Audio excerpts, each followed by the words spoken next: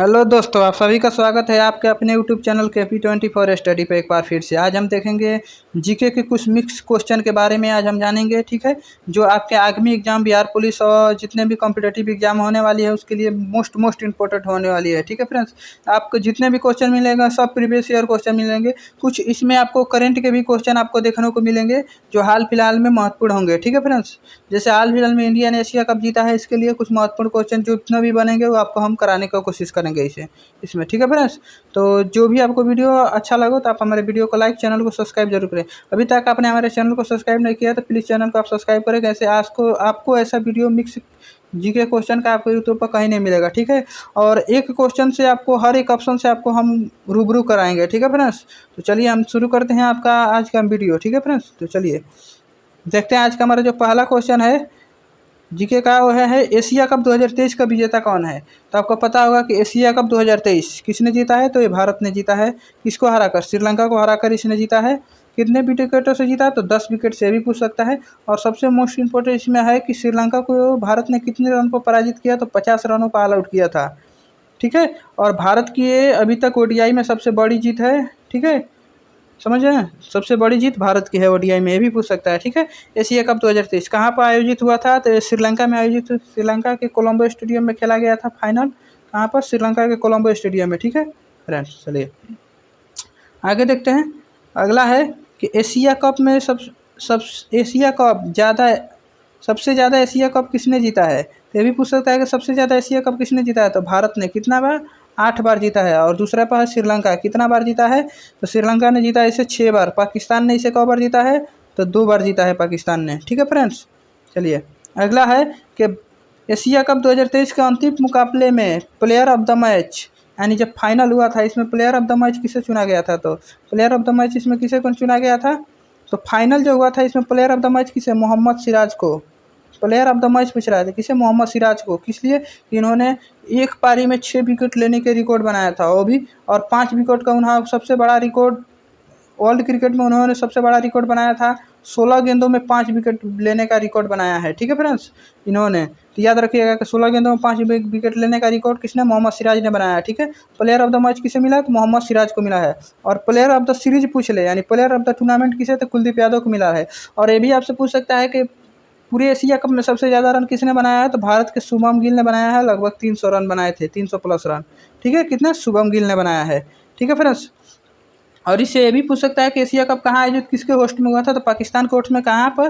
पाकिस्तान और श्रीलंका में आयोजित किया गया था। और इसका फाइनल श्रीलंका के कोलंबो स्टेडियम में खेला गया था, जिसमें भारत और श्रीलंका के बीच मैच हुआ था, ठीक है। चलिए इसमें कौन कौन से देश भी शामिल थे, तो वो भी आपसे पूछ सकता है एग्जामों में। तो कौन सा थे ऐसा, तो भारत शामिल था, श्रीलंका था, पाकिस्तान था, नेपाल था, बांग्लादेश था, ठीक है फ्रेंड्स। चलिए आगे देखते हैं। और अफगानिस्तान था, ठीक है फ्रेंड्स।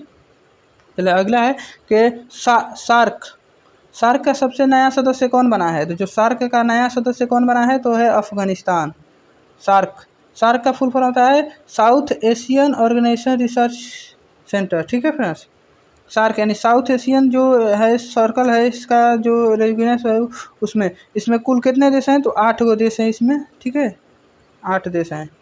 चलिए आगे देखते हैं। केसर का मुख्य उत्पादक राज्य कौन है, केसर का सबसे बड़ा उत्पादक राज्य कौन सा है, तो केसर का सबसे बड़ा उत्पादक राज्य कौन है आपका, तो जम्मू कश्मीर है, ठीक है। और पंजाब के बारे में आपको बताएं तो पंजाब सबसे बड़ा प्रति हेक्टेयर गेहूं उत्पादन में 1 नंबर पे है। और कपास में सबसे ज़्यादा उत्पादन गुजरात में होता है। केरल मसालों के लिए प्रसिद्ध है, यानी मसालों का राज्य किसे कहा जाता है, तो केरल। सबसे ज़्यादा मसाला केरल में पाया जाता है, ठीक है।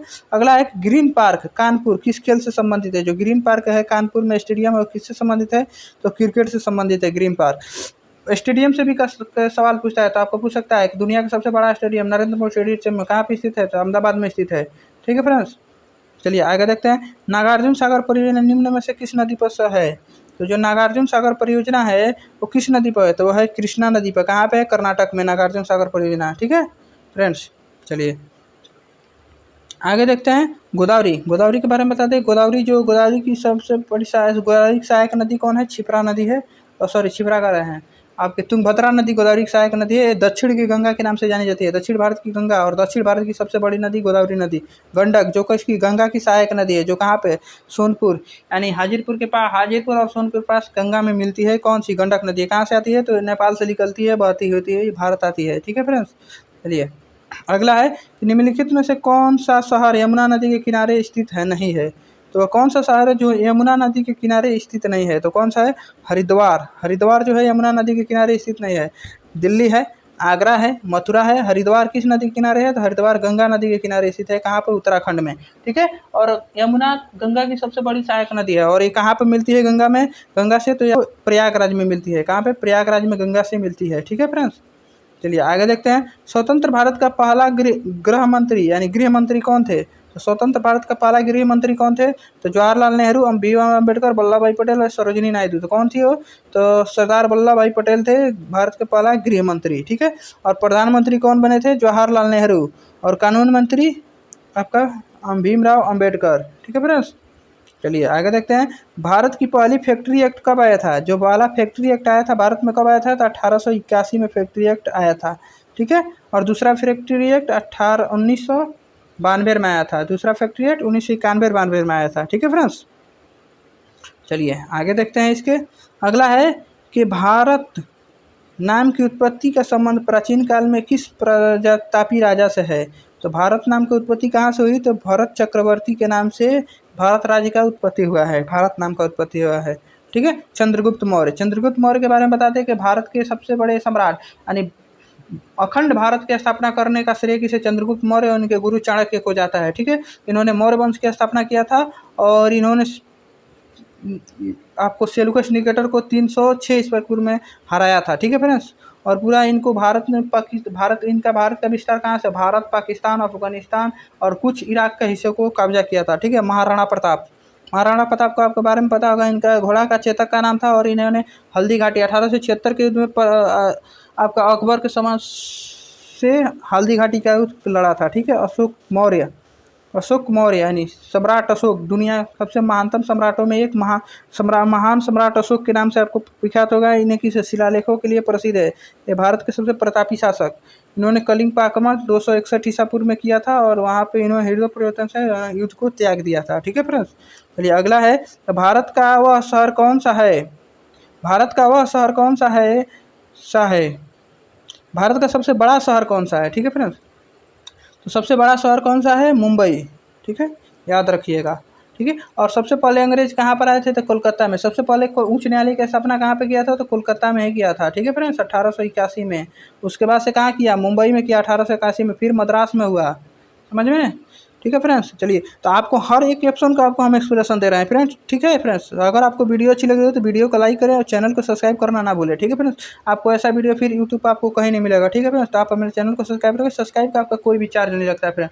आपसे सब्सक्राइब से यही होता है कि हमें एक मोटिव मिलता है आपको नए नए वीडियो प्राइवेट और नए नए तरीकों से आपको रिव्यू कराने के लिए। ठीक है फ्रेंड्स, तो आप मेरे चैनल को सब्सक्राइब और जरूर करें। ठीक है, चलिए आगे देखते हैं। फिर अगला हमारा 13 नंबर क्वेश्चन है कि भारत का सबसे बड़ा राज्य कौन सा है।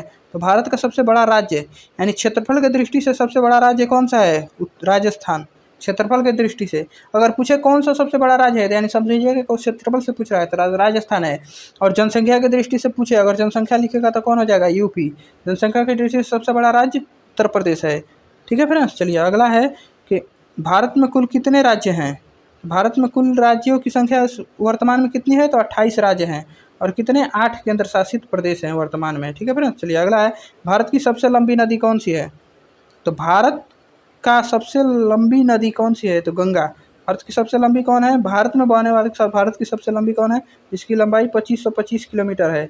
कितना है, 2525 किलोमीटर है भारत, इसकी लंबाई भारत में बहती है, 2525 किलोमीटर भारत में है। ठीक है, और अगर पूछ ले कि भारत की सबसे चौड़ी नदी कौन सी है, तो हो जाएगी ब्रह्मपुत्रा सबसे चौड़ी नदी। गंगा की सहायक नदी कौन है, कोसी। और बिहार का शोक किसे कहा जाता है, तो बिहार का शोक कोसी को कहा जाता है। ठीक है, चलिए अगला है, भारत का सबसे चौड़ी नदी कौन सी है।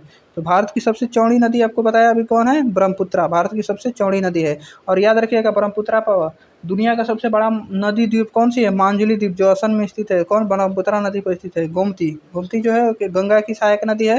गंगा की सहायक नदी कौन सी है? गोमती, जिसके किनारे लखनऊ शहर बसा हुआ है। लखनऊ शहर और जौनपुर शहर। पूछता है शहर किस नदी के किनारे कौन सा शहर बसा है, तो याद रखिएगा गोमती नदी के किनारे लखनऊ और जौनपुर शहर बसा हुआ है। ठीक है फ्रेंड्स। अगला है चंबल नदी। चंबल नदी जो राजस्थान से होते हुए बहती है, एक किसकी सहायक नदी है? गंगा की सहायक नदी है। ठीक है।